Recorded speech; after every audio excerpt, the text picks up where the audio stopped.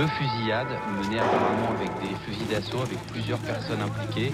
Et là, pareil, le bilan est très lourd, on parle déjà de plusieurs morts. Le djihad en Afghanistan, c'est un de ces événements qui a sans doute transformé le visage de l'islam mondial et transformé aussi la mentalité des musulmans. لوددت أن أغزو في سبيل الله فأقتل ثم أغزو فأقتل. Il y a un mythe qui se construit qui est un peu similaire au mythe de Che Guevara.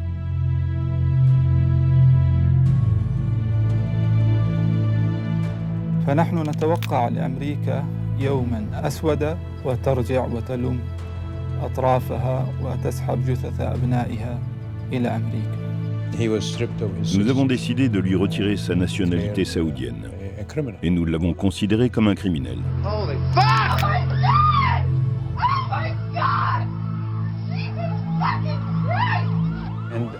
Tout le monde s'est mis à remercier Allah en disant « ça y est, on l'a fait ». Et Ben Laden leur a répondu « non, attendez ». C'était leur objectif, créer une armée islamique mondiale, l'armée du califat. Cela a permis à Al-Qaïda de trouver un second souffle, alors que l'organisation aurait dû disparaître à ce moment-là.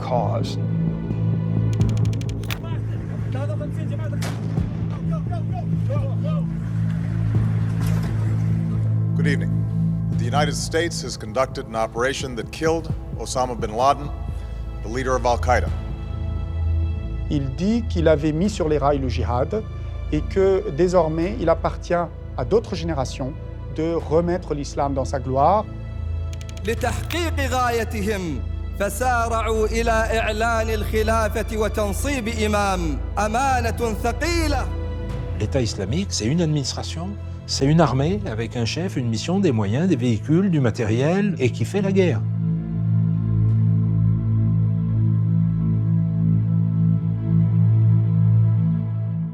Pour appréhender l'histoire, il faut des repères, des dates.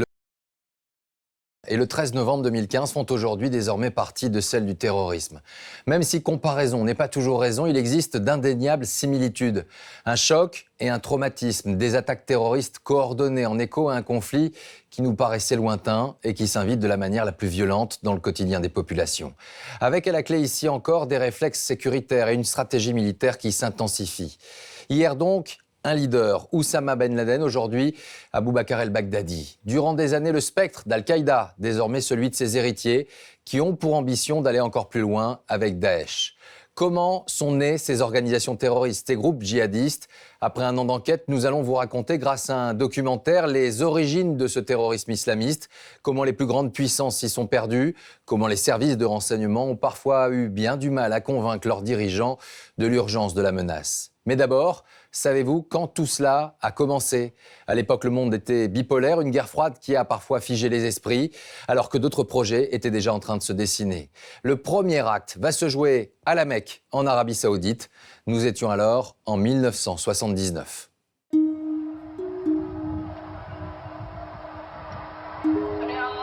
Ce jour-là, des milliers de pèlerins sont rassemblés autour de la Kaaba, la pierre sacrée de la grande mosquée de la Mecque, pour célébrer le passage à l'an 1400 du calendrier musulman. Lorsque soudain des coups de feu retentissent, un commando armé vient de prendre la place de l'imam qui assure la prière. Une voix alors résonne dans tous les haut-parleurs.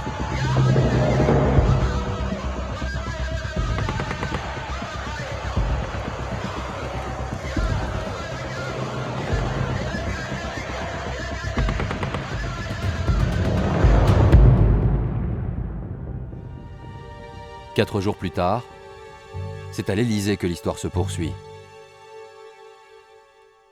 Le président Giscard d'Estaing vient de recevoir un appel des autorités saoudiennes. C'est une prise d'otage qui est en cours à la grande mosquée de la Mecque. Il y a des centaines de morts. La famille royale a besoin de l'aide de la France. La France était une nation amie et elle l'est toujours. Il y avait une vraie coopération entre les renseignements saoudiens et français. Le prince Turki a demandé au président Giscard d'Estaing si on pouvait avoir l'aide du GIGN pour les aider à résoudre cette prise d'otage. Tout est parti de cet homme, Jueyman al-Otaibi, un ancien garde national. Avec l'aide de 300 islamistes armés, il vient de s'emparer du plus haut lieu saint de l'islam. Il reproche à la famille royale saoudienne d'être corrompue par les Occidentaux et réclame sa chute. Et là, j'ai eu droit à un cours venu directement du président Giscard d'Estaing, expliquant ce qui pouvait se passer si l'Arabie saoudite tombait. Les rebelles sont retranchés dans les sous-sols de la mosquée avec des milliers de pèlerins en otage. Les forces saoudiennes sont incapables de les déloger. Les criminels qui avaient pris la grande mosquée s'étaient barricadés dans les sous-sols. Ils avaient pris position, et même si leur armement était sommaire, il était suffisant pour leur permettre de résister à un assaut frontal. Sur ordre du président, le commandant Proutot envoie 3 de ses hommes en Arabie saoudite pour prêter main forte à l'armée. Les ordres que j'avais donnés, c'est vous les formez, vous les encadrez, on fait le schéma tactique ensemble, et dès qu'ils sont prêts, ils font l'opération tout seuls. Le 28 novembre, l'équipe du GIGN s'envole pour l'Arabie saoudite. Leur point de chute, la ville de Taïf, à quelques kilomètres de la Mecque. Ils ont rendez-vous avec des officiers de la garde nationale totalement désemparés. Il a fallu regalvaniser des troupes, leur donner une raison de se dire qu'ils allaient pouvoir gagner. Pour libérer la grande mosquée, les officiers français ont besoin des plans. Les Saoudiens n'en ont pas. Ils font alors appel à l'entreprise qui vient de réaliser des travaux de rénovation, le groupe Ben Laden. Ils avaient tous les plans. Les plans du réseau de tunnels, du réseau électrique, tout ce qui était nécessaire pour élaborer efficacement un assaut. Pendant 4 jours, les hommes du GIGN préparent leur stratégie. Ils pensent pouvoir forcer les insurgés à sortir en répandant du gaz incapacitant dans les sous-sols par les conduits d'aération. L'opération est risquée, compte tenu du nombre d'otages, mais les autorités saoudiennes donnent leur feu vert. Vous avez en face de vous 300 hommes armés, c'est pas une prise d'otage, hein, c'est un affrontement, c'est la guerre. Les otages, on n'y pense plus, là, c'est plus possible. Il y a trop de gens. Le 3 décembre 1979, au petit matin, l'assaut est donné. Les hommes du GIGN restent à l'hôtel pour suivre les opérations à distance. En tant que non-musulmans, ils n'ont pas le droit d'entrer dans le lieu saint. Les forces saoudiennes se dispersent sur l'esplanade et diffusent le gaz dans les sous-sols. Quelques minutes plus tard, les premiers rebelles sortent à l'air libre et sont aussitôt capturés. Dans les sous-sols, quelques insurgés résistent à coups de lance-flammes. Équipés de masques à gaz, les soldats saoudiens progressent dans l'obscurité.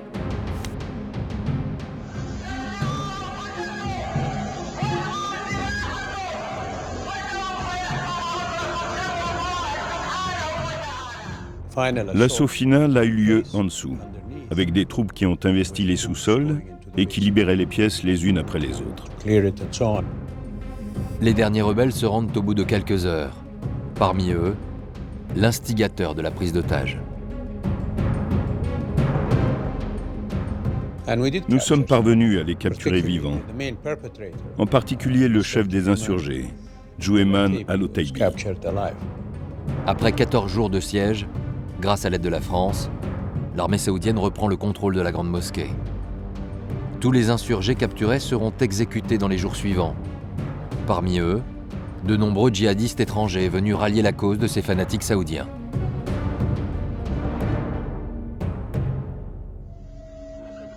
À quelques centaines de kilomètres de là, un jeune étudiant de Jeddah suit à la télévision la prise de la Mecque et son dénouement. C'est la première fois qu'il assiste à un acte de djihad international, où des hommes de différentes nationalités se battent ensemble pour défendre une cause religieuse commune. Certains d'entre eux venaient de son université, et c'est l'entreprise de son père qui a fourni les plans pour libérer le lieu saint.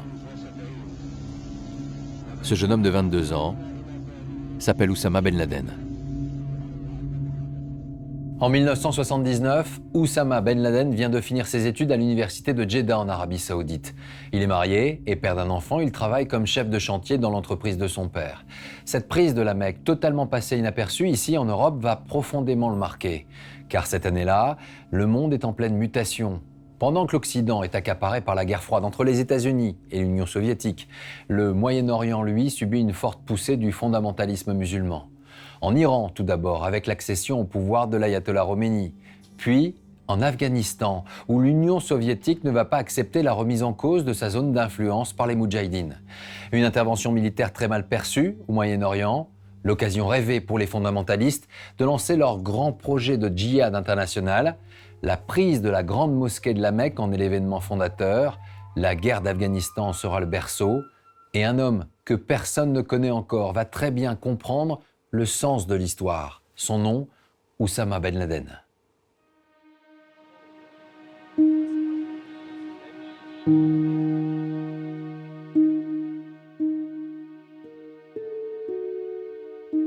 Ce jour-là, alors que l'armée soviétique envahit l'Afghanistan, Oussama Ben Laden reçoit la visite d'un agent du renseignement saoudien, un homme qu'il connaît depuis l'université.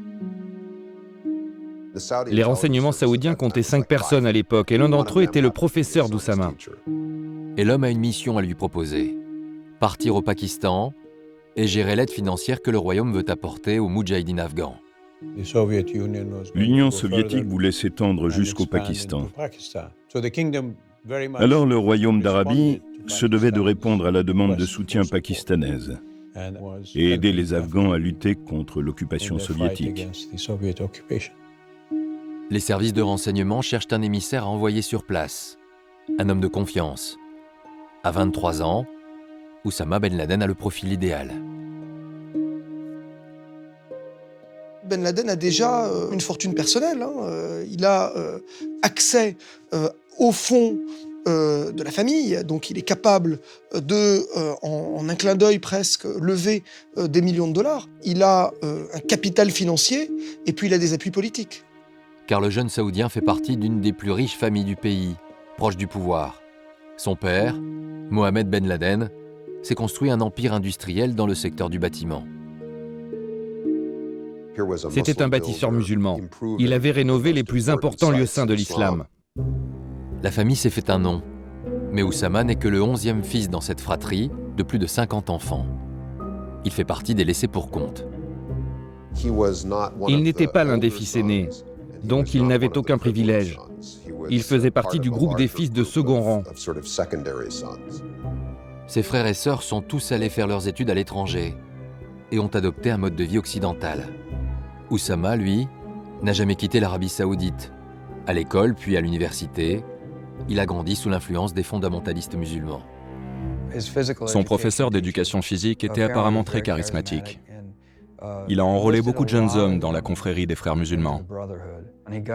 Il a été entraîné dans des débats à propos de l'islam et de la voie à suivre par les vrais musulmans. Marié à l'âge de 17 ans, Oussama a hérité de plus de 30 millions de dollars à la mort de son père. Mais il a toujours su qu'il n'évoluerait jamais au sein de l'entreprise familiale. Alors cette proposition des services de renseignement saoudiens est enfin l'occasion de faire quelque chose de sa vie.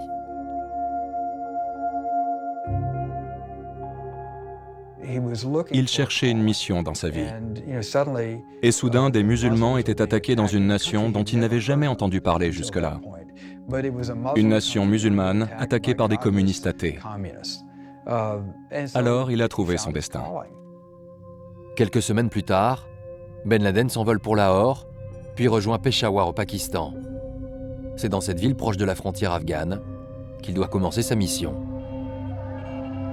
À cette époque, Peshawar est une base arrière de la résistance afghane, le point de ralliement des djihadistes venus de tout le monde arabe pour aider les Afghans à lutter contre l'envahisseur soviétique. Il y a même un centre d'accueil pour ces volontaires, le bureau des services.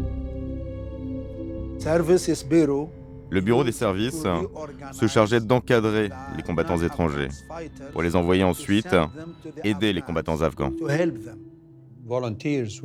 Les volontaires y allaient de leur propre initiative et on leur accordait des avantages, comme les billets d'avion. Dès son arrivée, Ben Laden a rendez-vous avec celui que l'on surnomme le père du djihad, Abdallah Azzam.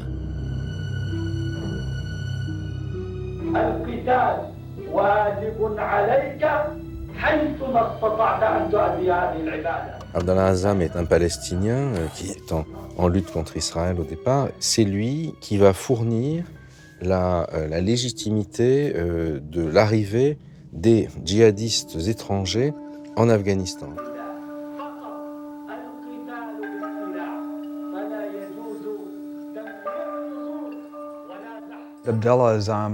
Abdallah Azzam a créé une légende mystique à propos du djihad. Il décrivait une sorte de lieu magique où les guerriers regardaient leurs vêtements criblés de balles sans que celles-ci ne les aient touchés. Il fera le tour du monde, mosquée après mosquée, pour raconter ces légendes, ces expériences religieuses mystiques.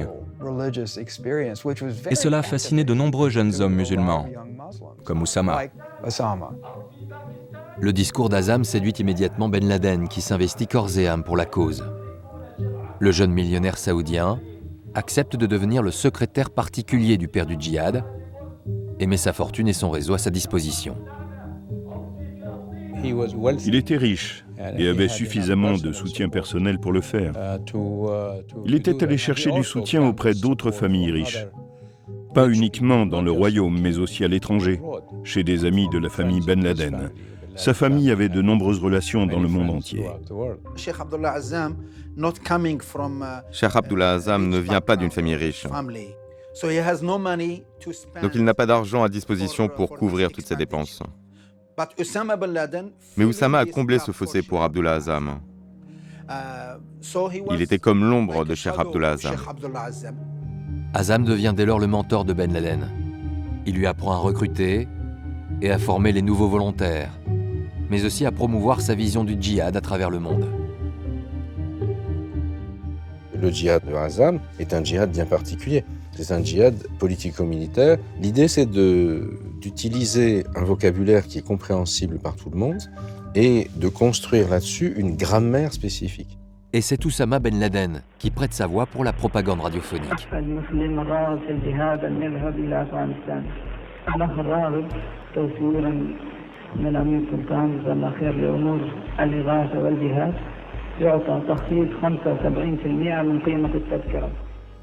Pendant 4 ans, Ben Laden voue une admiration et une fidélité sans limite à son mentor.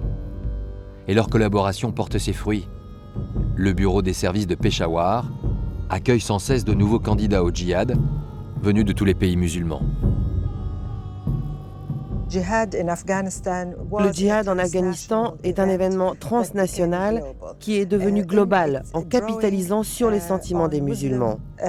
C'est un de ces événements qui a sans doute transformé le visage de l'islam mondial et transformé aussi la mentalité des musulmans. Azzam décide alors d'emmener Ben Laden de l'autre côté de la frontière, en Afghanistan, au cœur du conflit. Et c'est là que le jeune Saoudien va commencer à écrire son histoire.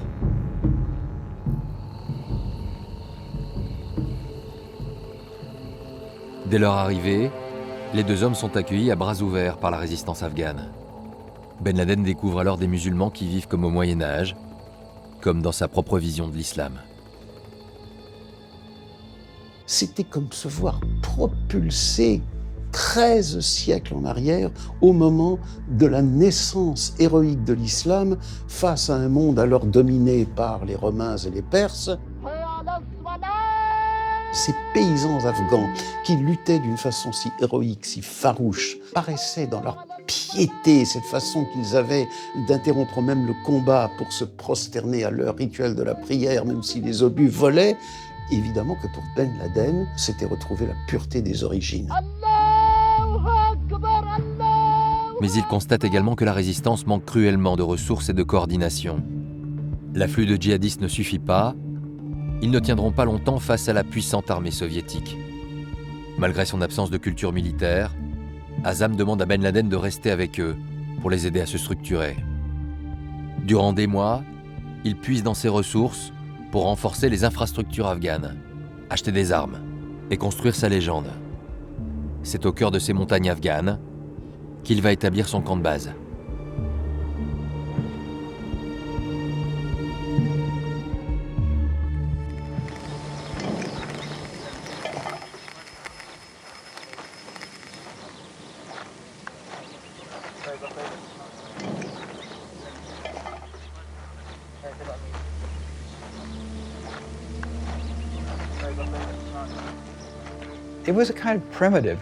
C'était un camp très primitif, essentiellement composé de cavernes.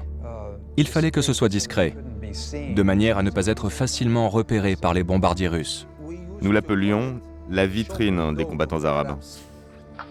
Et ce n'est pas un hasard s'il s'installe dans une grotte. Il veut se donner l'image d'un nouveau prophète.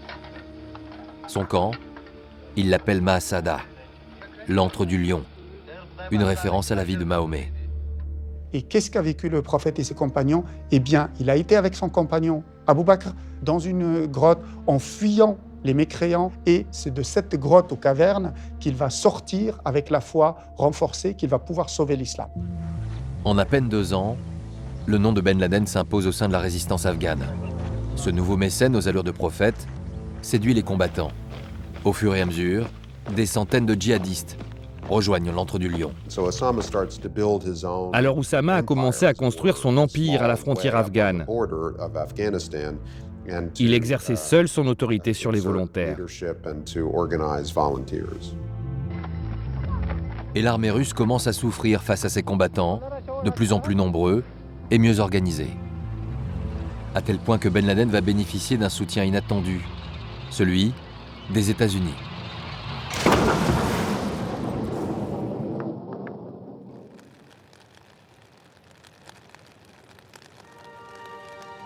À Washington, les autorités américaines suivent de très près la situation en Afghanistan.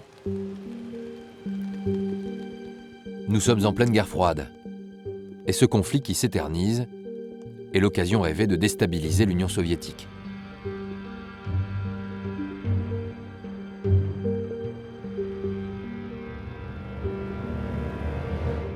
Six ans plus tôt, le conseiller à la sécurité du président Carter était venu en personne témoigner son soutien aux Afghans.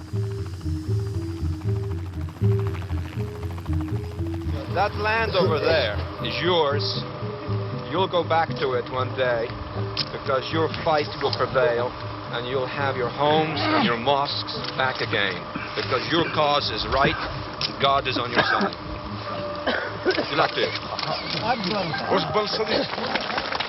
En 1986, l'administration américaine constate que les Afghans tiennent toujours tête aux Soviétiques. Le moment est venu de les aider à gagner cette guerre. Ils ont pris la décision d'améliorer l'aide apportée par les Américains et les Saoudiens aux rebelles afghans, avec plus d'argent et plus d'armes sophistiquées, et notamment des missiles Stinger et des missiles antiaériens. Les États-Unis, l'Arabie saoudite et le Pakistan étaient alliés à l'époque contre l'Union soviétique. Il était entendu que les 3 pays apporteraient de l'aide aux Moudjahidines en Afghanistan. Pour l'instant, les Américains ne font pas de différence entre les Moudjahidines afghans et les djihadistes arabes de Ben Laden. Et tous vont profiter de cette nouvelle manne financière. Sans le savoir, les États-Unis viennent de renforcer considérablement les positions du jeune leader saoudien. C'est alors qu'un autre événement inattendu va le faire définitivement entrer dans la légende du djihad afghan. Le 17 avril 1987, l'armée soviétique décide d'attaquer l'antre du lion.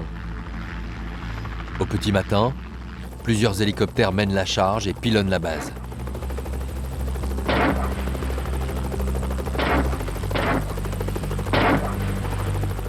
Au sol, les forces spéciales tentent d'envahir le site. Mais Ben Laden et une cinquantaine de djihadistes se retranchent dans les grottes. Armés de kalachnikovs et de missiles antiaériens, ils résistent aux assaillants. Les combats vont durer 7 jours. Mais Ben Laden n'y fait pas bonne figure. Ce n'est pas un guerrier, il ne sait pas se servir d'une arme. Un jour, il va même s'évanouir au cours des combats.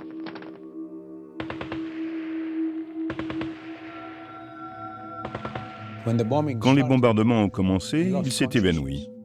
Il n'a pas tiré une seule balle. Quand Ben Laden était au combat, il avait tendance à s'évanouir. Il avait un problème de tension artérielle.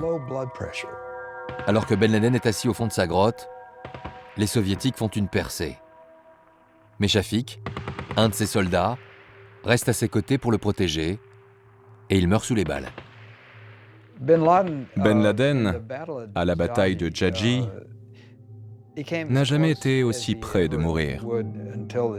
Si Shafiq n'avait pas été là, on n'aurait certainement jamais entendu parler d'Oussama Ben Laden. Malgré leur supériorité numérique et matérielle, les soviétiques ne parviennent pas à prendre la base et rebroussent chemin. Dès lors, Ben Laden comprend qu'il va pouvoir tirer profit de cette victoire inespérée. Il a eu cette expérience à Jaji, de survivre à ce qui a été un court mais intense affrontement avec les soviétiques. Et à ce moment-là, il a eu ce sens de la publicité et des médias qu'il a exercé tout au long de ce qu'on pourrait appeler sa carrière. Et l'histoire de la bataille de Jaji va lui permettre de renforcer sa légende. Il demande à ses hommes de le filmer en chef de guerre, juché sur un cheval, seul dans le désert, comme s'il ne craignait personne.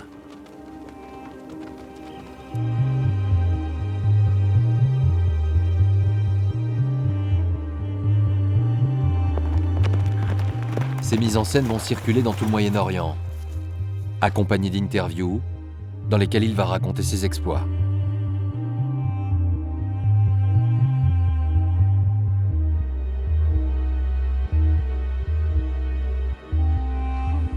فأرجو من إخواني أن يشمروا عن أيديهم وينفروا كما أمر سبحانه وتعالى انفروا خفافا وثقالا حتى ينالوا الأجر العظيم. Il y a un mythe qui se construit qui est un peu similaire au mythe de Che Guevara. Enfin, je veux dire, on peut le comparer, c'est-à-dire de ce riche saoudien qui a décidé de tout abandonner pour aller combattre aux côtés de ses frères afghans. وكفاهم عبرة وبشرى بفضل الشهيد والشهادة حديث رسول الله صلى الله عليه وسلم الصحيح لوددت أن أغزو في سبيل الله فأقتل ثم أغزو فأقتل ثم أغزو فأقتل. L'impact dans le monde arabe était très exagéré par rapport à ce qui s'était réellement passé sur le terrain. Mais la propagande fonctionne. Oussama Ben Laden parvient à se faire passer pour un valeureux guerrier. Il finit même par être plus respecté que son propre mentor, Abdallah Azzam. Un an plus tard, en mai 1988, après 8 ans de conflit, l'Union soviétique commence à retirer ses troupes d'Afghanistan. Les moudjahidines afghans, aidés par les djihadistes, ont tenu bon. La guerre est terminée. Ben Laden retourne à Peshawar pour préparer la suite. Une question se pose alors. Que vont devenir tous ces djihadistes installés dans les montagnes afghanes? Ces soldats aguerris ont désormais des infrastructures militaires et des armes. Bref, c'est une armée entière, lourdement équipée, qui se retrouve sans nation à défendre, ni guerre à mener. Côté occidental, personne ne semble s'en inquiéter. Pourtant, Ben Laden s'est fait un nom et une réputation. Désormais, tous les responsables d'organisations terroristes s'intéressent à lui. Parmi eux, un dangereux fondamentaliste égyptien, Ayman Azawahiri.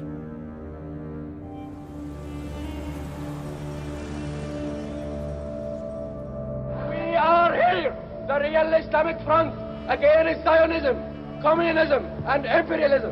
La ilaha illallah! La ilaha illallah! 6 ans plus tôt, Ayman al-Zawahiri était jugé au Caire pour l'assassinat du président égyptien al-Sadat. Faute de preuves, il est acquitté à l'issue du procès, mais il se fait tout de même remarquer pour ses propos radicaux. We believed in our religion, both as an ideology and practice, and hence we tried our best to establish this Islamic State and Islamic society.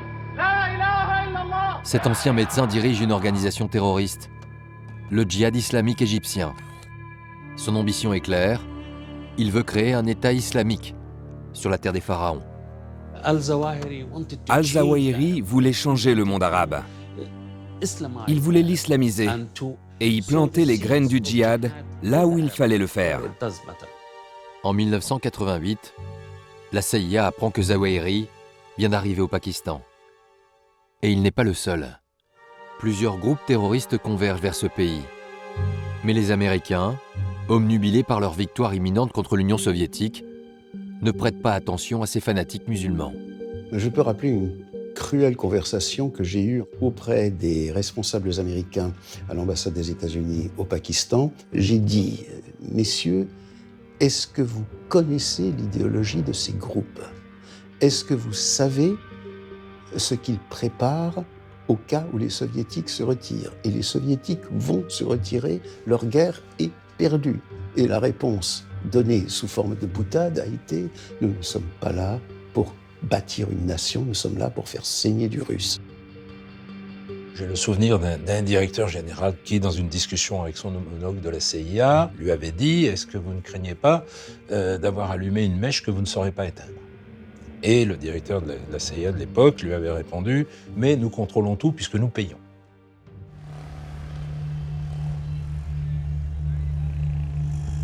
Zawahiri, comme tous les autres terroristes, n'est pas venu à Peshawar par hasard.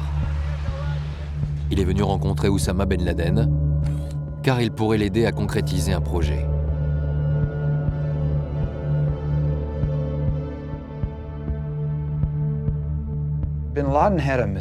Ben Laden avait cette aura mystique que Zawahiri a tout de suite identifiée et qu'il pouvait utiliser. Il a alors commencé par introduire dans son entourage des technocrates égyptiens qui avaient beaucoup d'expérience dans l'organisation d'opérations terroristes. Le projet de Zawahiri est simple.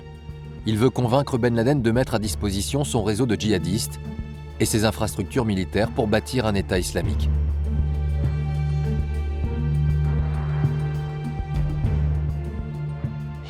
Ben Laden pensait qu'il contrôlait ces Égyptiens.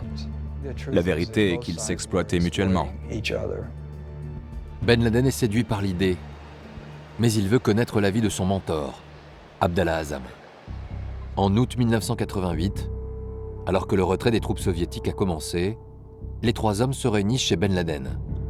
Tous sont d'accord pour la création d'un État islamique, c'est leur ambition commune. Mais avant cela, ils décident de fonder une organisation internationale pour rassembler tous les djihadistes. Ils l'appellent Al-Qaïda, la base. Oussama Ben Laden en devient le commandant en chef. On lui a donné ce rôle de leader, non pas parce qu'il avait les meilleures idées ou qu'il était le meilleur orateur, mais simplement parce qu'il avait les ressources financières et qu'il avait aussi le désir profond de jouer ce rôle. Ces hommes avaient des rêves. Je pense qu'ils ont tous imaginé qu'Al-Qaïda pouvait être un moyen de les réaliser. L'organisation est créée, reste à savoir quel pays pourrait servir de fondation à leur État islamique. C'est sur ce point qu'il y a quelques divergences. Ben Laden voulait chasser les soviétiques d'Afghanistan jusqu'en Russie et faire du Caucase une région islamique. Zawahiri, quant à lui, ne voulait pas abandonner son rêve de renverser le pouvoir en Égypte. C'était son principal objectif. Quant à Azzam, il voulait aller en Palestine. Pour l'instant, aucun projet ne fait l'unanimité. Alors, en attendant de trouver un terrain d'entente, chacun repart chez lui pour suivre son propre combat. Leur départ marque la fin du djihad afghan pour les centaines de combattants étrangers entraînés par Ben Laden pendant près de 10 ans. Tous vont regagner leur pays d'origine et attendre les consignes d'Al-Qaïda. Initialement, Al-Qaïda va être uniquement une sorte de point de contact entre des moudjahidines, entre des combattants de la foi qui se sont connus à un moment donné et qui veulent garder le contact. Mais l'organisation va rapidement perdre l'un de ses fondateurs. Abdallah Azzam, le père du djihad, mentor de Ben Laden, meurt dans un attentat à la voiture piégée 1 an après la création d'Al-Qaïda. Tous les regards se tournent alors vers Zawahiri. Pour Zawahiri, c'était un obstacle en moins. Il avait un accès total à Ben Laden, sans personne pour interférer avec une orientation différente de la sienne, comme Azzam aurait pu le faire, lui qui avait tant d'influence sur Ben Laden. Maintenant, Zawahiri l'avait pour lui tout seul. Ben Laden et Zawahiri se retrouvent désormais seuls à la tête d'Al-Qaïda, et leur désir de djihad va prendre une autre voie. De retour sur ses terres, Oussama Ben Laden a bien l'intention de faire valoir sa nouvelle image.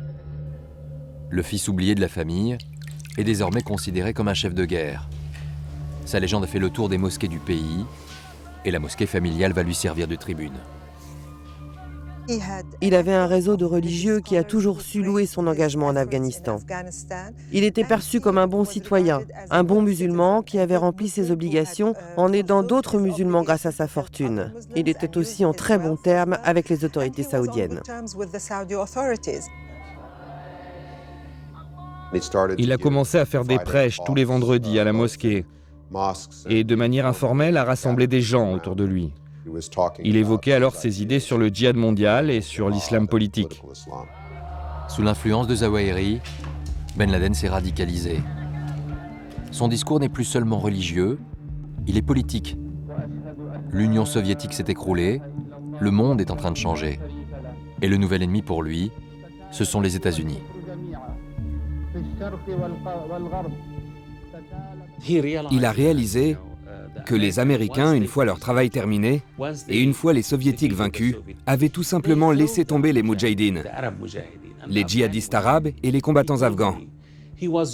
Il avait été utilisé par les Américains et l'Arabie saoudite. Il était très en colère. Alors, pour entraîner ses compatriotes dans son combat, Oussama Ben Laden critique publiquement la politique américaine au Moyen-Orient. دعمهم لليهود في فلسطين الذين يقتلون المسلمين حتى نوجعهم ضربا وحتى نرفع راية الجهاد فلا ينتهون حتى نجاهدهم ولا يكف بأس الكفار إلا بالجهاد ولا يحق الحق إلا بالجهاد ولا Et c'est un événement qui va encore renforcer sa haine des Américains. L'invasion du Koweït par l'Irak en août 1990. Un geste très vite condamné par la communauté internationale, même si pour l'instant, aucune nation n'est prête à intervenir. Pour Oussama Ben Laden, c'est l'occasion rêvée de réactiver son réseau de djihadistes. Avant que les États-Unis ne récupèrent ce conflit, il contacte le ministre de la Défense saoudien et lui propose ses services, ceux d'Al-Qaïda. Il lui a dit « J'ai une grande expérience. Je peux mobiliser de nombreux moudjahidines arabes, grâce auxquels nous pourrons battre Saddam Hussein. » Donc, vous n'avez pas besoin de faire appel aux troupes américaines. Envoyez-moi au Koweït, je libérerai le Koweït au nom de l'islam, et nous conserverons par la même occasion la pureté du royaume, en refusant aux infidèles de fouler le sol de la terre sacrée. C'était ça le sens de son message. On lui a dit merci beaucoup, ne nous appelez plus, nous vous contacterons. Et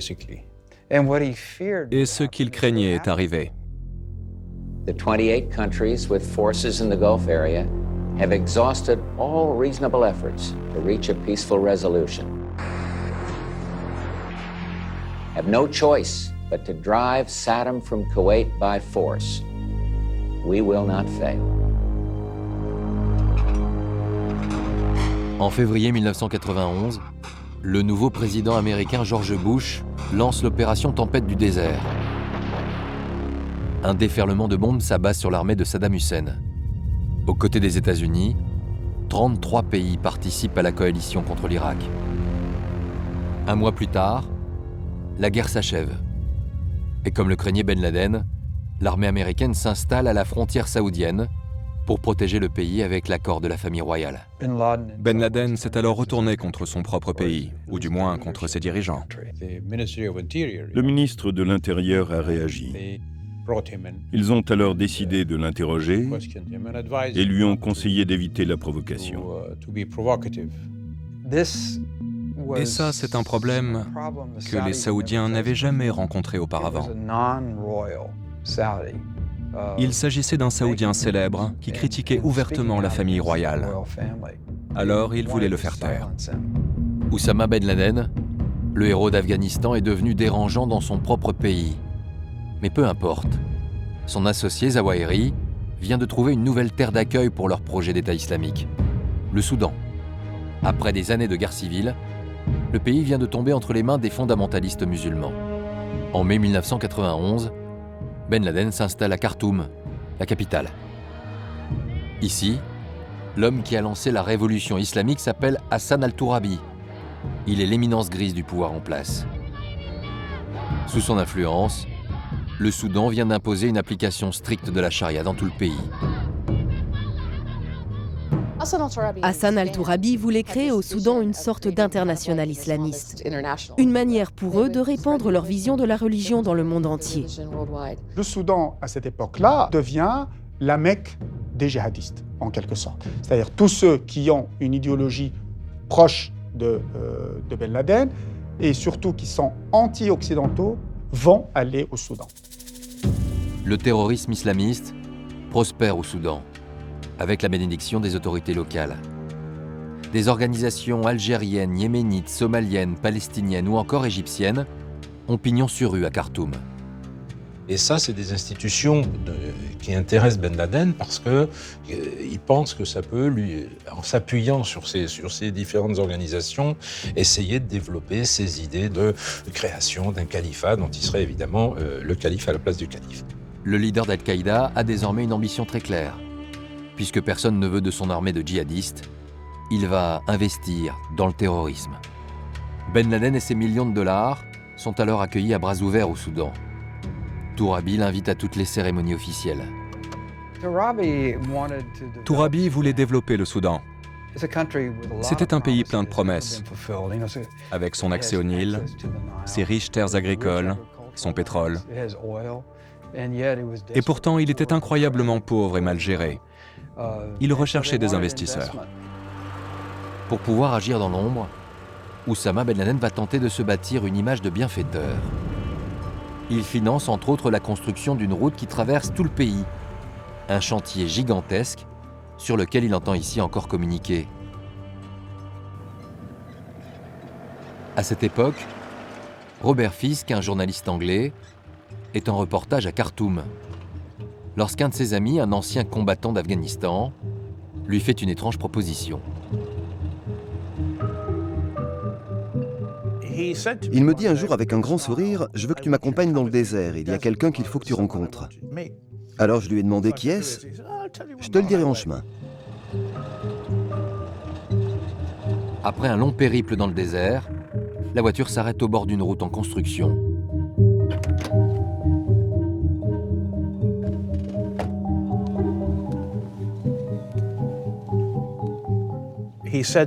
Il me dit alors qu'un homme du nom d'Oussama Ben Laden utilisait son matériel de construction pour bâtir une route afin de relier les populations isolées dans le désert à la route principale entre Port-Soudan et Khartoum. Et quand nous sommes arrivés, il m'a dit que Ben Laden serait là et qu'il n'avait encore jamais rencontré de journaliste étranger. L'interview aura lieu ici, au milieu de nulle part.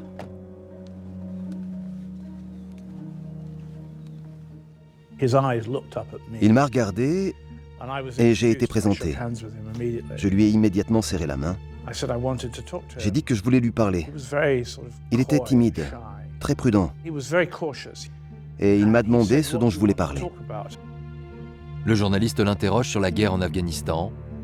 Ben Laden lui raconte alors une anecdote invérifiable. Le jour où un obus de mortier serait tombé à ses pieds. Il m'a dit que c'était un moment très important et qu'il était prêt à mourir. Heureusement pour lui, et beaucoup diraient malheureusement pour le monde, l'obus n'a pas explosé. Voilà l'image que Ben Laden veut donner de lui à la presse occidentale. Un millionnaire qui utilise sa fortune pour aider les pauvres et un guerrier qui n'a jamais eu peur de mourir pour sa cause. À la fin de l'interview, il va même se laisser photographier. Il se tenait alors sur cette toute nouvelle route, dans sa toge. Il me fixait tel un fantôme, frêle et chétif. Là, j'ai pris 2 photos et il m'a dit « assez ».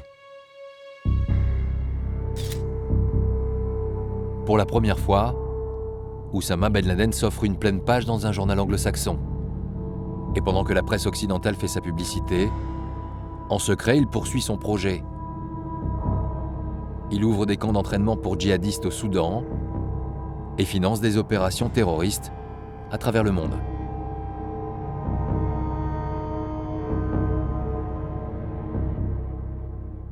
Au début des années 90, le terrorisme international prend une nouvelle dimension. De petites cellules islamistes voient le jour un peu partout dans le monde, et certaines passent à l'action. En février 1993, une voiture piégée explose sous la tour du World Trade Center à New York. En juillet 1995, une tentative d'assassinat contre le président égyptien Hosni Moubarak échoue en Éthiopie. Et la CIA finit par trouver un point commun à toutes ces attaques. Leur source de financement remonte inexorablement vers le Soudan, la République islamique où s'est réfugié toujours le même homme, Oussama Ben Laden. En 1995, la CIA commence à avoir des doutes sur les activités réelles de ce millionnaire saoudien exilé au Soudan. Il y avait des réunions entre les hommes de Ben Laden et des groupes venus d'autres pays, des groupes de conspirateurs. Ce n'était donc pas simplement pour parler business. C'est à ce moment-là que nous avons commencé à nous intéresser à lui. Nous devions replonger dans nos archives, trouver tout ce que nous avions sur lui. Nous devions comprendre qui était cet homme dont le nom apparaissait partout. Était-il simplement un Saoudien dilettante qui jetait de l'argent par les fenêtres au nom du djihad? Ou avait-il un projet que nous devions comprendre pour savoir si nous devions l'éliminer? La CIA découvre alors que Ben Laden a été banni d'Arabie Saoudite pour ses propos extrémistes et anti-occidentaux.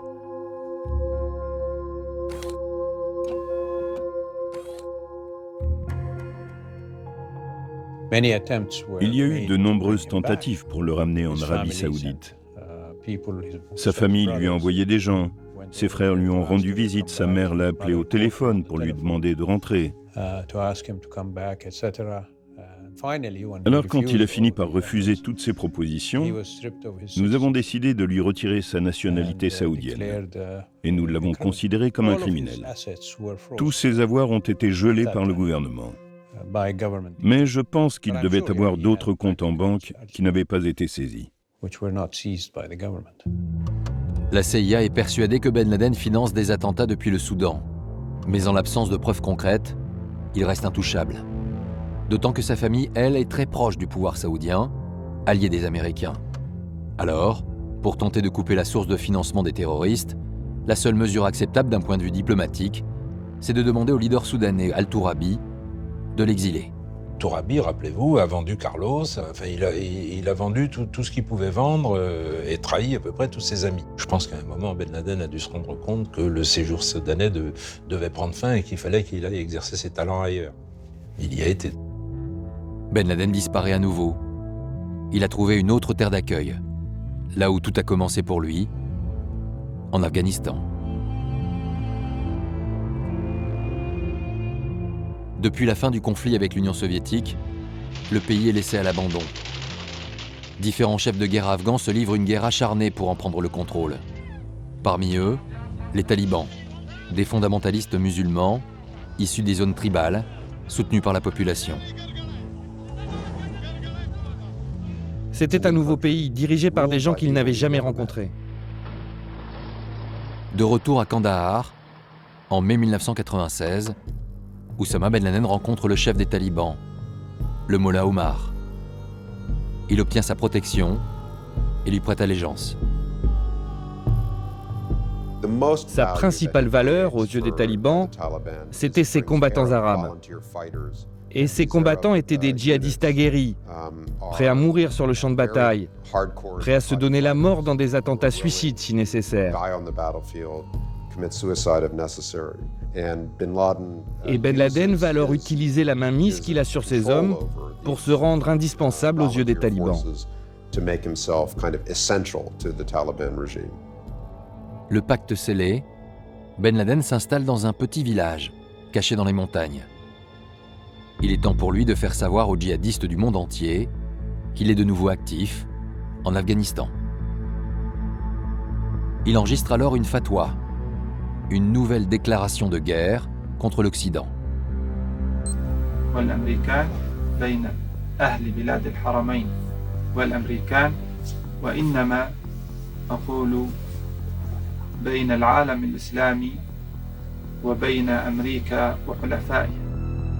Laden réactive les camps de djihadistes laissés à l'abandon depuis la guerre, et ses combattants ne tardent pas à revenir.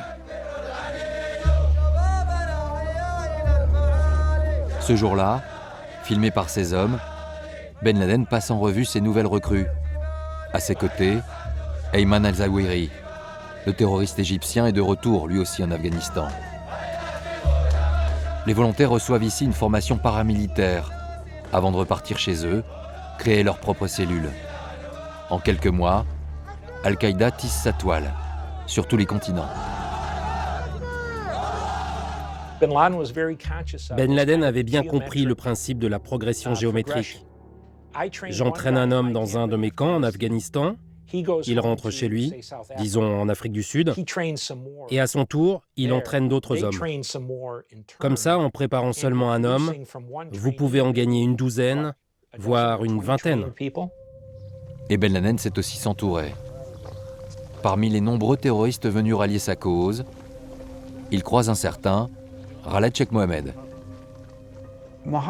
Mohamed a rencontré Oussama Ben Laden, d'une part pour lui demander de l'argent, et d'autre part pour lui témoigner son respect. D'origine pakistanaise, cet ingénieur diplômé aux États-Unis est soupçonné d'avoir financé plusieurs attentats, dont celui du World Trade Center en 1993. Un an auparavant, il aurait même déjà tenté d'envoyer des avions de ligne contre des gratte-ciel. Oussama a vu en Khaled Sheikh Mohammed un ingénieur très talentueux qui avait comme lui de grands projets. Ben Laden lui demande de repenser ce projet et lui donne carte blanche. Il le nomme chef des opérations. Khaled Sheikh Mohammed devient le numéro 3 d'Al-Qaïda, son surnom, Al-Mok, le cerveau. Sheikh Mohammed, Ben Laden et Zawahiri. En 1996, Al-Qaïda a un nouvel état-major. Moi, j'ai toujours considéré que le vrai chef d'Al-Qaïda, c'était Ayman Zawahiri, le vrai, celui qui définit la ligne, que le vrai opérationnel, c'était Khaled Sheikh Mohammed, le Pakistanais, formation scientifique, etc., qui met tout ça très bien en musique, et que Ben Laden, il est là parce qu'il a une figure charismatique, il parle bien, il est beau, il a du fric. Voilà. Alors, on a tout concentré sur Ben Laden, c'est plus complexe que ça. Les éléments dangereux, vraiment dangereux, de l'organisation, à nos yeux, c'était Zawahiri et Khaled Sheikh Mohammed. En parallèle, Ben Laden entretient sa couverture. Personne ne doit soupçonner qu'il est à la tête d'une organisation terroriste internationale. Alors il continue de manipuler la presse. Abdul Bari Atwan, un journaliste palestinien basé à Londres, est à son tour invité à le rencontrer. Nous sommes en novembre 1996. Il a rendez-vous au bord d'une route, à la frontière afghane. J'ai pris ça très au sérieux. Je savais qu'il était très important et qu'il allait devenir une grande personnalité.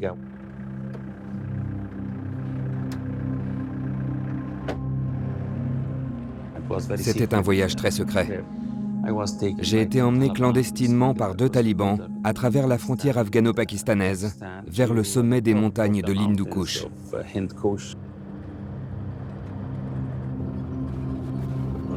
Le pick-up s'arrête à l'entrée d'un petit village. Un homme vient accueillir le journaliste à sa descente de voiture. Il ne le reconnaît pas immédiatement.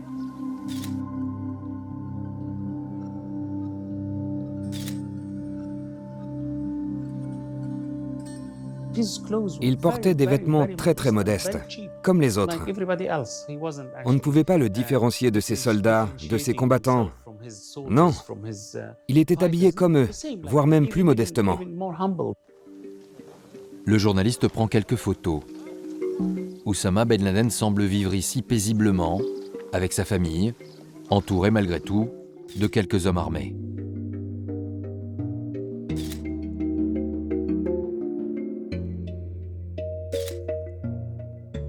C'était une sorte de quartier général pour ses partisans, ses soldats. Il s'asseyait avec eux, mangeait avec eux, il était prêt à mourir avec eux. C'est de là que lui venait son aura. Ils m'ont dit qu'ils l'aimaient, car il était l'un d'entre eux, et qu'ils étaient prêts à mourir pour lui. Le journaliste découvre une personnalité accueillante et bienveillante. À ses côtés, un homme muni d'une caméra. C'est Abu Moussab al-Souri, surnommé le Syrien, un disciple de Ben Laden, qui gère sa communication. Bari Atwan est convié à les suivre dans une maison en torchis pour commencer l'interview. J'ai passé des heures avec lui, à discuter du monde musulman et de ce qui allait se passer dans un avenir proche pour les musulmans. Une fois encore, Ben Laden manipule le journaliste. À aucun moment, il ne lui parlera des camps d'entraînement d'Al-Qaïda, situés à quelques kilomètres de là. Il parvient à lui faire croire qu'il voue simplement sa vie et sa fortune à la défense des musulmans. Il n'avait pas l'air mauvais. Je ne pouvais pas imaginer qu'il allait devenir le plus grand terroriste au monde.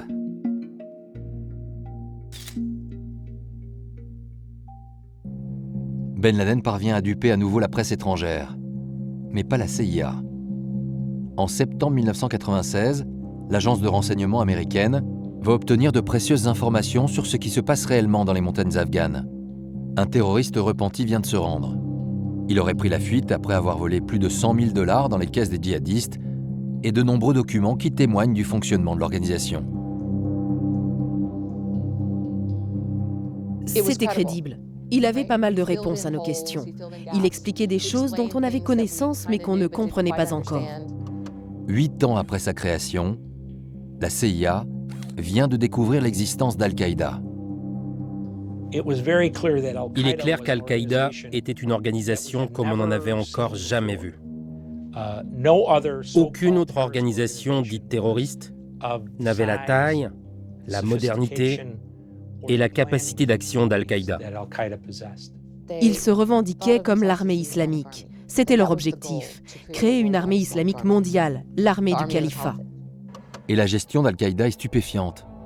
Ben Laden a mis en place un système d'avantages sociaux pour ses membres, comme dans une entreprise multinationale.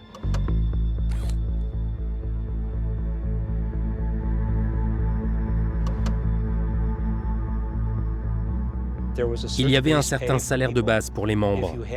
Si vous aviez une femme et des enfants, vous aviez droit à plus d'argent. Vous aviez aussi une assurance maladie. Ils pouvaient prendre des vacances. Ils avaient même une assurance vie. La CIA découvre également que plusieurs groupes terroristes en Afrique et au Moyen-Orient auraient prêté allégeance à Al-Qaïda. En Occident, nous avions tendance à penser qu'un barbu qui mange de la chèvre grillée dans le désert était forcément un abruti. Eh bien, cet abruti s'est moqué de nous pendant 20 ans. Donc la question était, allaient-ils mener de petites actions classiques ou préparaient-ils ensemble une attaque de plus grande ampleur? En mai 1998, pour couper la tête de ce réseau, l'agence préconise l'enlèvement de Ben Laden. Nous avions entraîné des agents afghans et des hommes de la CIA pour kidnapper Oussama Ben Laden et l'emmener discrètement dans un pays dont personne n'aurait eu connaissance. Un endroit où l'on n'aurait probablement jamais plus entendu parler de lui. Cette opération était prévue pour la dernière semaine de mai 1998, mais l'administration Clinton l'a fait annuler. Pour l'instant, le président Clinton ne veut pas impliquer les États-Unis. La menace ne lui paraît pas suffisante. Pourtant, le 26 mai 1998, le jour même où la CIA avait programmé son enlèvement, Ben Laden passe à la vitesse supérieure.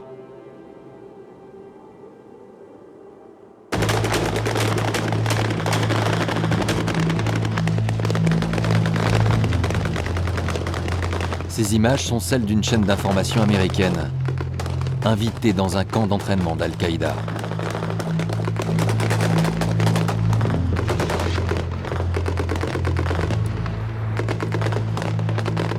Pour la première fois, il s'adresse directement aux Américains.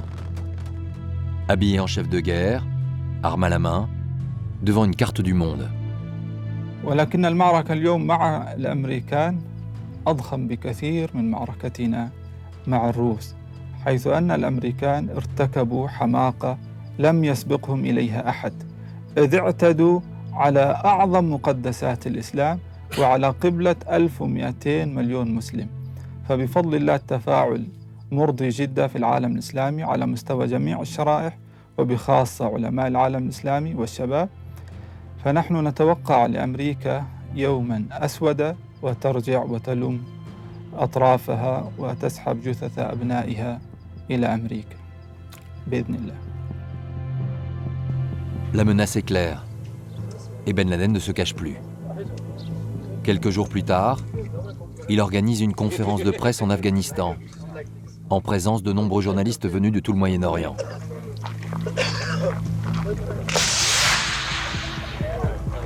il annonce la création d'un front islamique mondial contre les croisés et les juifs.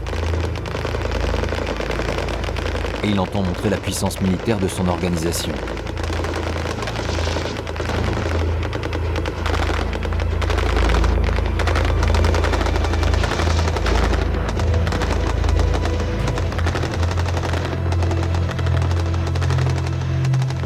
Ce jour-là, Oussama Ben Laden jubile. La guerre contre l'Occident est officiellement déclarée. Ils disent « Votre temps est écoulé ». Le compte à rebours était lancé. Ce n'était plus qu'une question de temps.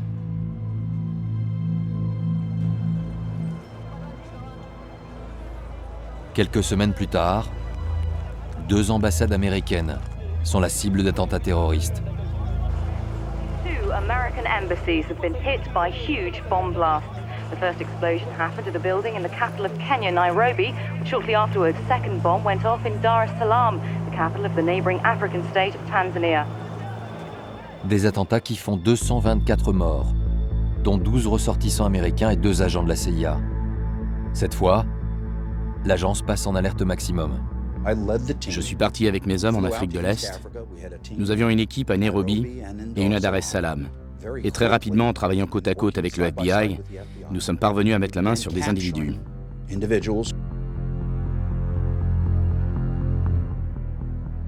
Ils ont immédiatement avoué être des membres d'Al-Qaïda et avoir travaillé pour Oussama Ben Laden.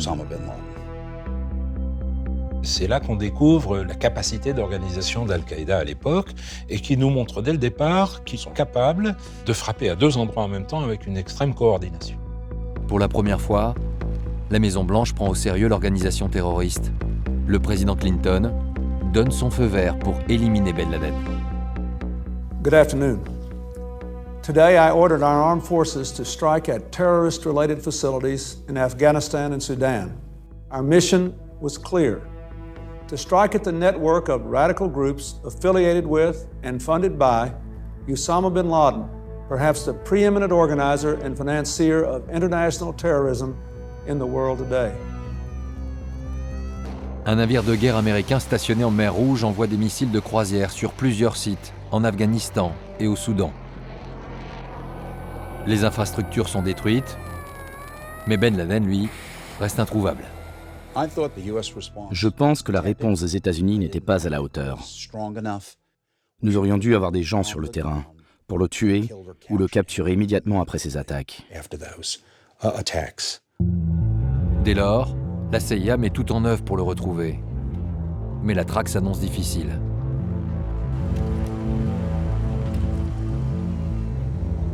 Pour inciter les populations locales à le dénoncer, la tête de Ben Laden est mise à prix. 5 millions de dollars. Ce n'était pas une petite somme d'argent, mais personne ne l'a prise. Les Afghans avaient accepté de le protéger et ça aurait été déshonorant pour eux de nous le livrer. La CIA tente également d'infiltrer Al-Qaïda. Mais ici encore, c'est un échec. Le meilleur endroit pour recruter quelqu'un qui pourrait infiltrer Al-Qaïda, c'est à la périphérie de l'organisation.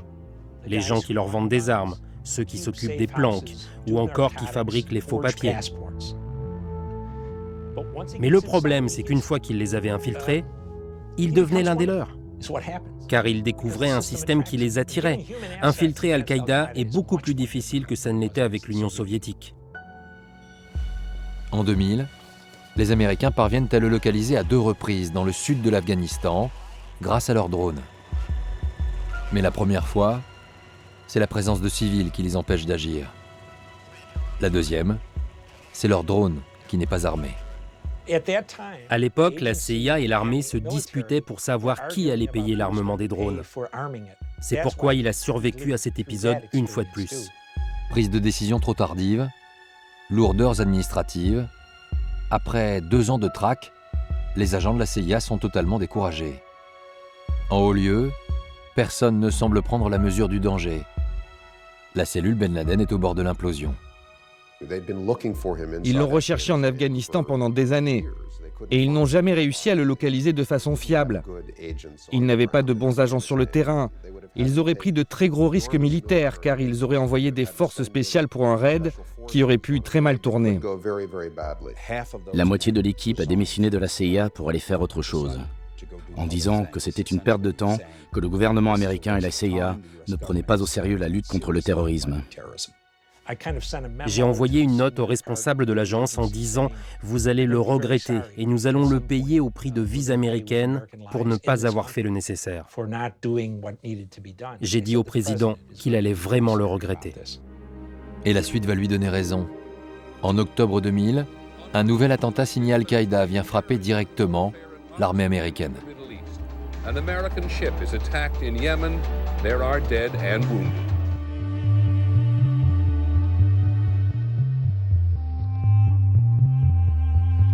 If, as it now appears, this was an act of terrorism, it was a despicable and cowardly act. We will find out who was responsible and hold them accountable. L'attaque de l'USS Cole est l'attentat le plus meurtrier pour les Américains depuis 1983. Mais il intervient au mauvais moment pour les États-Unis, en pleine période électorale, et le message de Bill Clinton ne sera pas suivi d'effet. En janvier 2001, George W. Bush devient le 43e président américain et il ne se préoccupe absolument pas du terrorisme islamiste. Pour lui, une poignée de fanatiques ne peut pas menacer sérieusement la plus grande nation occidentale. Pourtant, au même moment, Ben Laden, en cavale depuis des mois dans les montagnes afghanes, s'apprête à lancer une opération de grande envergure sur le sol américain. Le 9 janvier, au sud de Kandahar, Oussama Ben Laden profite du mariage de l'un de ses fils pour réunir en secret l'état-major d'Al-Qaïda. Il leur annonce que tous les attentats perpétrés jusque-là n'avaient qu'un seul objectif, pousser l'armée américaine à déployer ses troupes en Afghanistan pour leur faire subir le même sort que les soviétiques. Il pensait pouvoir détruire les armées occidentales en terre d'islam. Ben Laden était très déçu, car cette fois encore, son désir était d'appâter les États-Unis et de provoquer des représailles en Afghanistan. Mais les États-Unis n'y ont pas répondu.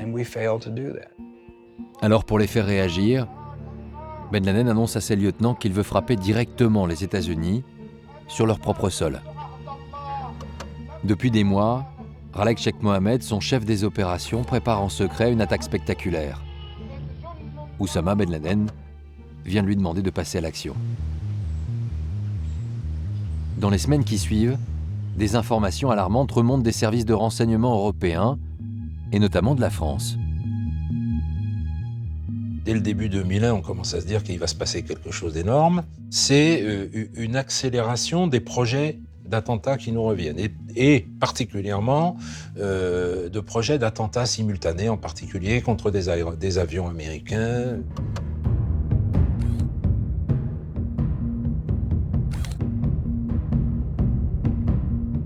Nous avions des informations disant qu'il préparait quelque chose d'énorme. Ça allait être Armageddon. Les services de renseignement, la CIA, mais aussi la Maison-Blanche ont essayé d'attirer l'attention de l'administration Bush. Le 6 août 2001, des officiers du département d'État viennent rendre visite au président Bush dans son ranch. À leurs yeux, la situation est grave. Entre leurs mains, une note de la CIA évoquant clairement le risque d'attentat sur le sol américain.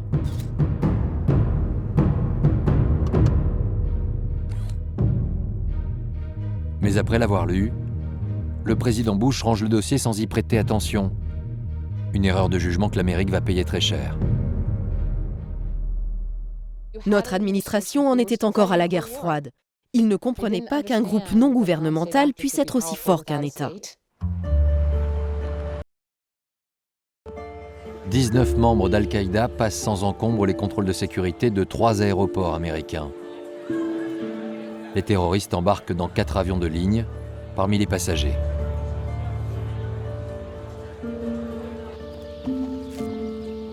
Au même moment, Oussama Ben Laden et ses hommes quittent leur camp de base pour rejoindre un complexe de cavernes caché dans la montagne. Le leader d'Al-Qaïda vient d'être informé de l'imminence de l'attaque.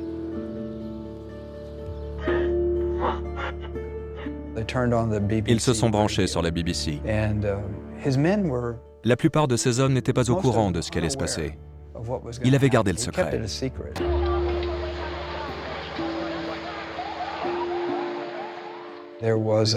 Il y a eu un flash info disant qu'un avion avait percuté le World Trade Center.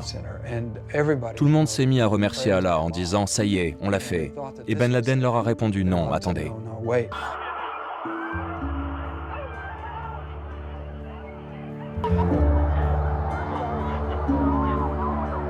Pour Oussama Ben Laden, l'opération est un succès sans précédent. Le monde ne sera plus jamais comme avant. Au siège de la CIA, la cellule Ben Laden est aussitôt réactivée. Objectif prioritaire, capturer mort ou vif le terroriste saoudien. On savait tous qui avait fait ça. J'étais le spécialiste d'Oussama Ben Laden, alors le 11 septembre, on m'a rappelé pour le traquer. Une vingtaine d'agents spéciaux sont alors mobilisés. Toutes les données disponibles sur Al-Qaïda sont analysées pour tenter de le localiser. On avait des agents qui ne connaissaient rien au terrorisme, mais qui étaient experts dans d'autres domaines. Donc je courais partout pour leur donner des conseils et jouer les mentors. Avant, je travaillais seul, là j'avais un groupe de 20 personnes. Au bout de quelques semaines, ils finissent par déterminer une zone en Afghanistan où Ben Laden aurait pu établir son camp de base. Et c'est une nouvelle vidéo qui vient confirmer cette information. Depuis ces montagnes, le terroriste continue de provoquer l'Amérique. قد أصابها الله سبحانه وتعالى في مقتل من مقاتلها فدمر أعظم مبانيها وها هي أمريكا قد امتلأت رعبا من شمالها إلى جنوبها ومن شرقها إلى غربها. Les États-Unis n'ont plus le choix. La riposte doit être à la hauteur du désastre. Puisque Ben Laden est protégé par les talibans, il leur déclare la guerre, un mois seulement après l'attentat de New York.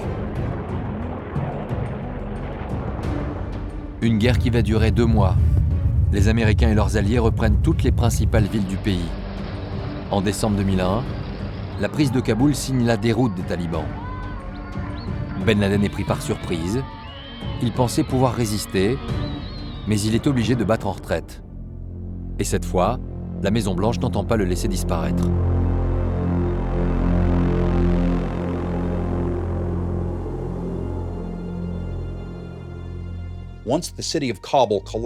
Quand la ville de Kaboul est tombée, Ben Laden s'est enfui vers l'est. Il est retourné vers Jalalabad. J'ai alors proposé mon propre plan et mobilisé une partie de mes hommes pour les envoyer à Jalalabad. Une équipe est envoyée sur place. Une mission risquée dans cette partie du pays toujours sous contrôle des talibans et des hommes d'Al-Qaïda. Pendant des jours, ils tentent de retrouver la trace de Ben Laden.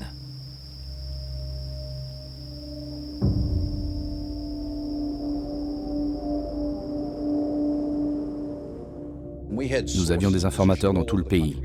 Nous avions des hommes par téléphone satellite. Nous avions des hommes au sommet des montagnes. Nous avions des hommes dans les villages. Ils nous appelaient pour nous dire « il est ici, il est là ». Je l'ai observé descendre une route. Je l'ai suivi. Je savais où il était. Je savais exactement où il était. Au bout d'une semaine, ils finissent par retrouver le camp dans lequel ils s'étaient réfugiés. Au cœur des montagnes, le leader d'Al-Qaïda est très protégé, entouré d'une centaine de talibans et de djihadistes bien armés. Ils m'ont appelé. Ils m'ont dit « nous l'avons identifié, nous l'avons localisé, nous demandons permission d'engager le combat ». J'ai dit « oui, bien sûr ». L'aviation est arrivée et pendant 56 heures, nous les avons bombardés, bombardés et encore bombardés.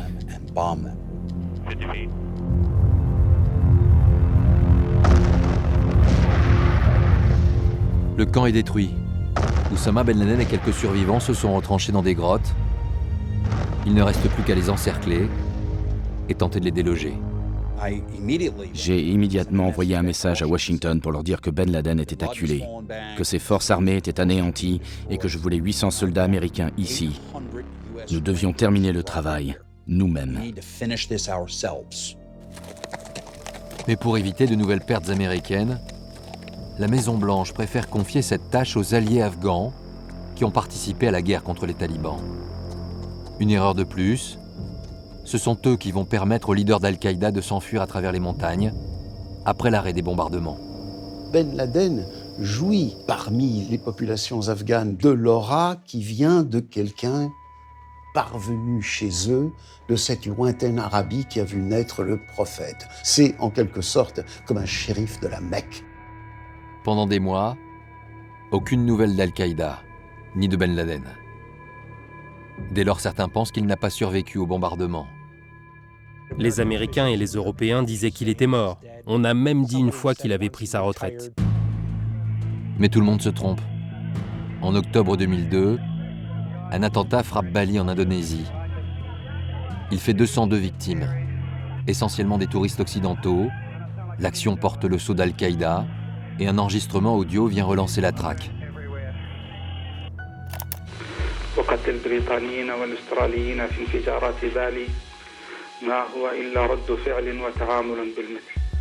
La CIA est formelle. C'est bien la voix de Ben Laden. En faisant référence à l'attentat de Bali, le leader d'Al-Qaïda date son enregistrement et confirme qu'il est bel et bien vivant. La nouvelle se répand dans le monde entier. L'une des choses que nous avons perdues en Occident, c'est le pouvoir du silence. Ben Laden le connaissait bien, ce pouvoir. On ne l'entendait plus pendant 12 ou 18 mois, et tout d'un coup, il réapparaissait, avec une déclaration ou une vidéo ou un discours qui allait occuper les médias du monde entier pendant 3 ou 4 jours. C'était un maître du silence.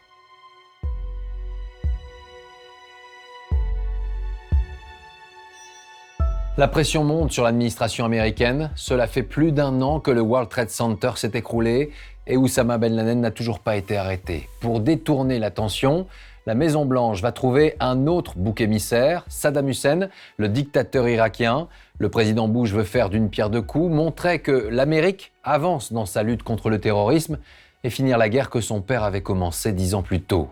Alors, l'administration Bush va présenter Saddam Hussein comme un allié de Ben Laden, capable de fournir à Al-Qaïda des armes de destruction massive. Un grand jeu de manipulation qui ne va rien arranger, bien au contraire.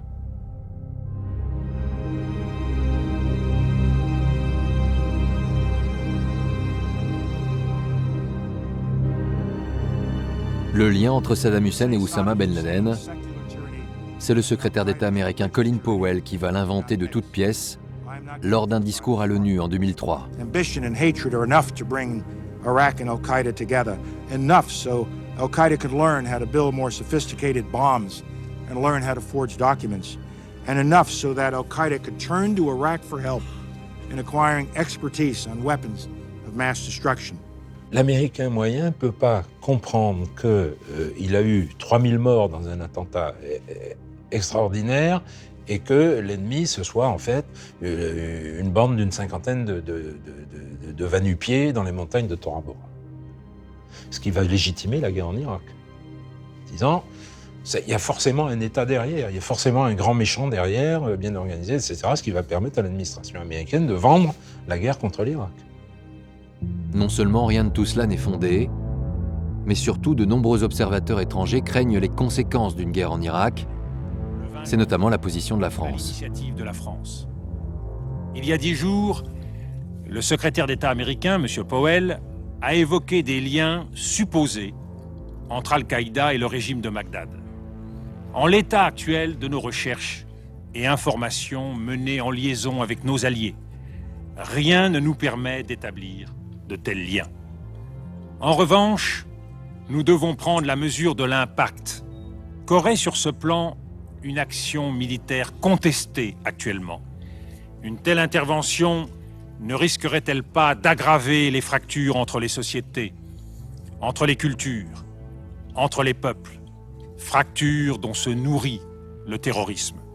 Mais les Américains ne tiennent pas compte de l'avis de la communauté internationale.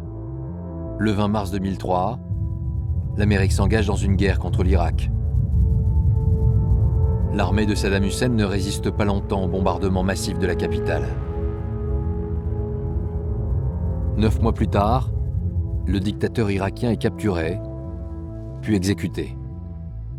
Le pays passe dans un premier temps sous occupation américaine, mais leur gestion du pouvoir va engendrer le chaos. L'administration américaine a viré l'essentiel du corps des officiers de l'armée irakienne de Saddam et l'essentiel du corps des fonctionnaires. Ils se sont retrouvés du jour au lendemain sans paye, sans retraite et sans rien. Qu'est-ce qu'ils ont fait? Ils sont allés se jeter dans les bras des djihadistes pour lutter contre l'occupation américaine.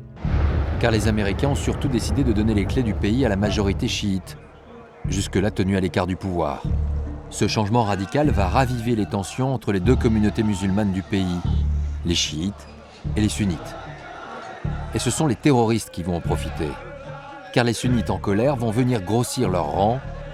C'est la naissance d'Al-Qaïda en Irak. Ce soutien sunnite, ça sera le basculement de la logique d'Al-Qaïda en Irak, c'est-à-dire que le conflit sectaire ou confessionnel à l'intérieur du monde musulman, entre sunnites et chiites, va l'emporter sur la lutte contre les impies.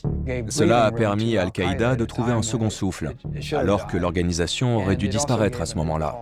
Cela a aussi donné aux musulmans qui détestaient les États-Unis une raison de rallier Al-Qaïda. Dans les années 2000, l'organisation terroriste est en plein essor. Oussama Ben Laden a montré l'exemple. De nombreux groupes islamistes dans le monde entier s'inscrivent dans sa lignée. Al-Qaïda est devenu une marque, un label dont tous veulent se revendiquer.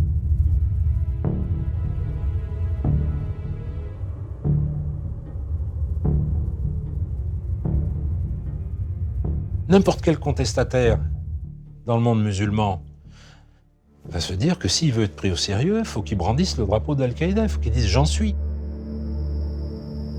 Pendant ce temps, Oussama Ben Laden et son partenaire Zawahiri se cachent dans le nord du Pakistan, protégés par les populations locales. Désormais en fuite, Ben Laden sait qu'il ne peut plus diriger Al-Qaïda. Mais il espère que ses lieutenants vont prendre le relais. Il estime que sa mission est globalement accomplie à partir parce qu'il dit qu'il avait mis sur les rails le djihad et que désormais il appartient à d'autres générations d'accomplir le dessein de remettre l'islam dans sa gloire, de retrouver le califat, il en parle déjà, le califat islamique, de réunifier les musulmans sous la charia, sous le règne de la charia et de l'islam. Et l'un des hommes qui va reprendre son flambeau n'est autre qu'Abou Moussab al-Souri, l'ancien chargé de communication de Ben Laden. En 2004, il écrit un texte de 1600 pages pour relancer le projet de califat de son ancien mentor. Il devient le nouveau théoricien du djihad. Abou Moussab al-Souri estime que le modèle du 11 septembre est obsolète et contre-productif. Les Américains sont trop forts, c'est l'Europe qu'il faut viser. Son idée est simple, provoquer une haine de l'islam en Europe en commettant des attentats meurtriers au nom du djihad. L'Europe qui est un ventre mou dans lequel, selon lui, des populations musulmanes nombreuses et mal assimilées sont un relais formidable d'opérations djihadistes. Stigmatisés et rejetés, les musulmans d'Europe pourraient ainsi à terme rallier Al-Qaïda. La stratégie d'al-Souri est rapidement mise en œuvre. L'Europe devient la nouvelle cible. Madrid en 2004, puis Londres en 2005 sont à leur tour touchés par de violents attentats.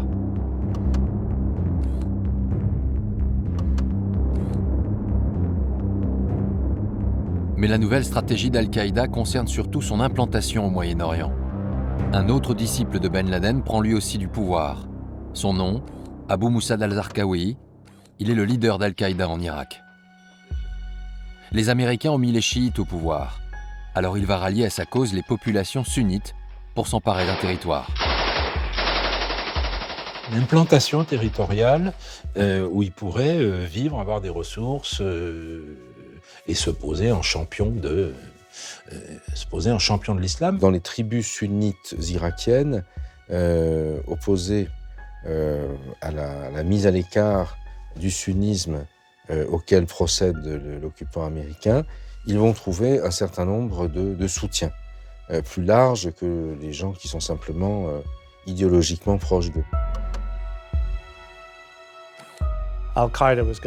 Al-Qaïda entrait dans une autre période.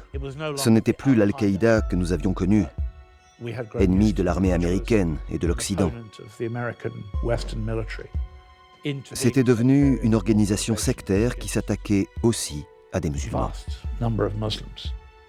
Dès lors, l'Occident se préoccupe moins de l'émergence de ce nouveau modèle terroriste.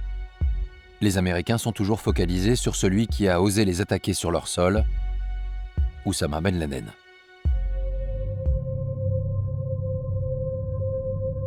En 2005, il reste introuvable. Il est en fait retranché dans une forteresse secrète au nord du Pakistan. Il ne vivait pas particulièrement entouré de gardes, et il ne semblait pas non plus avoir prévu d'échappatoire. C'était comme s'il se sentait suffisamment protégé par les gens autour de lui. Car Ben Laden ne s'est pas installé dans n'importe quelle ville. Abbottabad est le lieu de villégiature des services secrets pakistanais et abrite également une académie militaire. Autant dire que la présence du plus grand terroriste international ne peut pas passer inaperçue.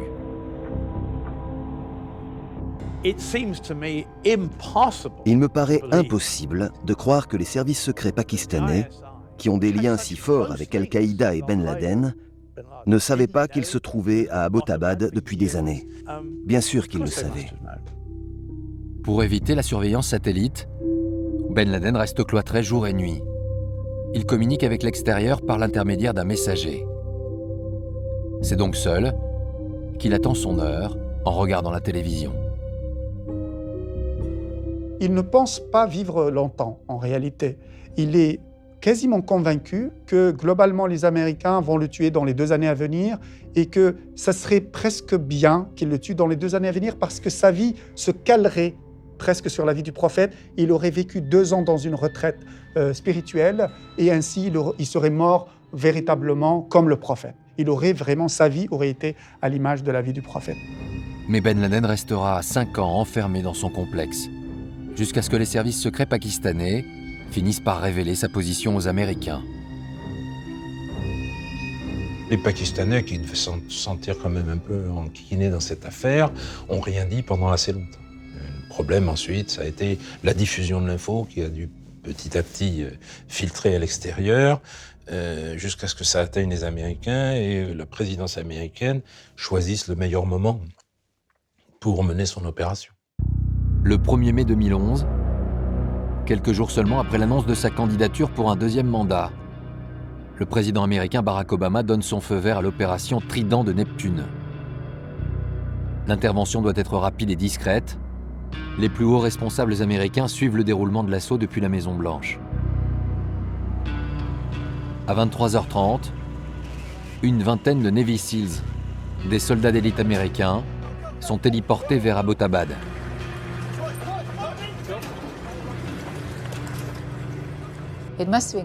Ce devait être chaotique à ce moment-là, car il y avait beaucoup de gens qui couraient partout, beaucoup d'enfants et beaucoup de femmes. Et les Navy Seals ne voulaient tuer aucun d'entre eux s'ils pouvaient l'éviter. Mais les ordres sont clairs. Ils doivent ouvrir le feu à la moindre résistance. Les soldats américains fouillent toutes les pièces du complexe une par une.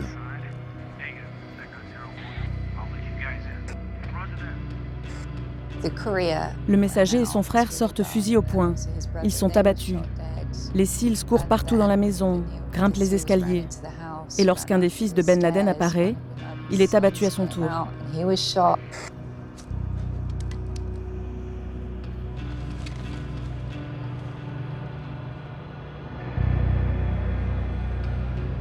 Depuis le début de l'assaut, Oussama Ben Laden reste assis dans une pièce au 3e étage.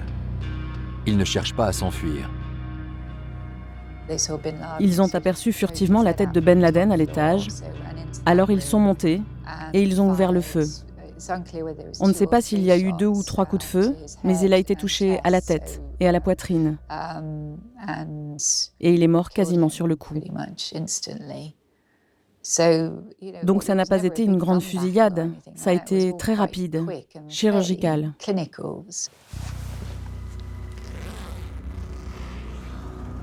L'assaut aura duré 38 minutes.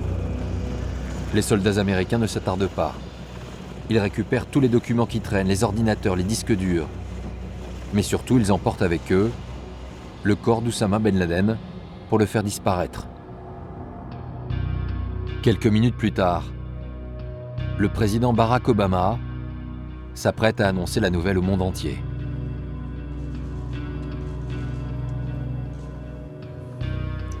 Good evening. Tonight, I can report to the American people and to the world that the United States has conducted an operation that killed Osama bin Laden, the leader of Al-Qaeda, and a terrorist who's responsible for the murder of thousands of innocent men, women, and children. Très vite, les Américains descendent dans la rue pour célébrer cette victoire symbolique. 10 ans après les attentats, ils ont le sentiment d'avoir eu enfin leur revanche. Ça ressemble à la fin d'un long épisode de l'histoire américaine. Malheureusement, le monde a changé. Et la violence des idées insufflée par Ben Laden perdure toujours dans des pays comme la Syrie. Car pendant que les Américains se réjouissent de l'événement, les héritiers de Ben Laden sont en train de créer un monstre bien plus inquiétant qu'Al-Qaïda. Le groupe État islamique, Daesh. Ben Laden est mort, Zawahiri se cache en Afghanistan. C'est la nouvelle génération qui reprend le flambeau. Le théoricien Al-Souri et le sanguinaire Zarqawi, qui sera lui remplacé par Baghdadi après sa mort en 2010. Baghdadi et un certain nombre d'autres qui, là, ont transformé le système en s'inscrivant contre Al-Qaïda historique et en développant, alors eux, une stratégie de contrôle territorial en Irak, puis en Syrie. En 2012, Al-Qaïda en Irak étend son emprise jusqu'en Syrie, en récupérant des zones délaissées par le dictateur Bachar el-Assad. Le pays est en pleine guerre civile depuis la révolution arabe, et les terroristes en profitent pour allier à leur cause les tribus sunnites syriennes.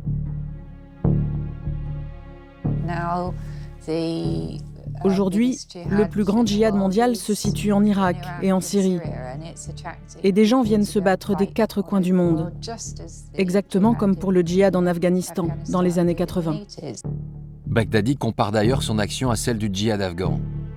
Le 5 juillet 2014, il fait sa première apparition publique dans la grande mosquée de Mossoul, une ville désormais aux mains des terroristes. Ce jour-là, il est venu s'autoproclamer calife de l'État islamique, le nouveau nom de l'organisation terroriste. كتاب يهدي وسيف ينصر وإن إخوانكم المجاهدين قد من الله تبارك وتعالى عليهم بنصر وفتح ومكن لهم بعد سنين طويلة من الجهاد والصبر ومجالدة أعداء الله ووفقهم ومكنهم لتحقيق غايتهم فسارعوا إلى إعلان الخلافة وتنصيب إمام أمانة ثقيلة. L'instauration d'un califat avec un territoire et des hommes pour le défendre. C'était le grand projet de Ben Laden. Baghdadi est en train de le concrétiser. L'État islamique, c'est une administration, c'est une armée avec un chef, une mission, des moyens, des véhicules, du matériel, et qui fait la guerre. La restauration du califat va être très difficile à déraciner. Aujourd'hui, on a des mesures, on a des stratégies, on a des armées, mais on n'a pas un projet politique à offrir face à ce projet politique planté par Ben Laden. Une nouvelle entité terroriste, encore plus violente que les précédentes.